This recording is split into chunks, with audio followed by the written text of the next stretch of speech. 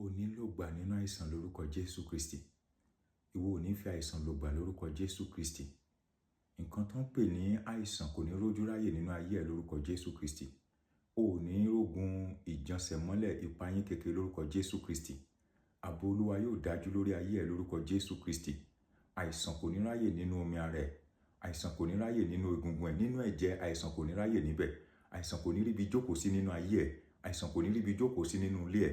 Ààbò Ọlọ́run yóò dájú lórí ayé ẹ. Ààbò Ọlọ́run yóò dájú lórí ayé ẹ. Ọwọ́ Ọlọ́run yóò wá sórí ayé ẹ fún ààbò tó péye lórúkọ Jésù Kristi. O ò ní bá wọn sunkún kíkorò nínú ọdún yìí. O ò ní dààmú nínú ọdún yìí lórúkọ Jésù Kristi. Wọn ò ní dààmú lórí ẹ lórúkọ Jésù Kristi. Ní wíwọlé ẹ, ní jíjáde ẹ, ayọ̀ ẹ máa pọ̀ sí ní lórúkọ Jésù Kristi. O ò ní bá wọn ṣubú dànù lórúkọ Jésù Kristi. O ò ní bá wọn rin ìrìn àjò àrèmábọ̀ lórúkọ Jésù Kristi.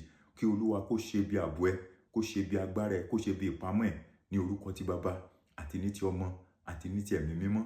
Àlàáfíà ni fún ọ lórúkọ Jésù Kristi. Àwọn ènìyàn Ọlọ́run á sọ pé àmín, àmín, àmín ní orúkọ Jésù.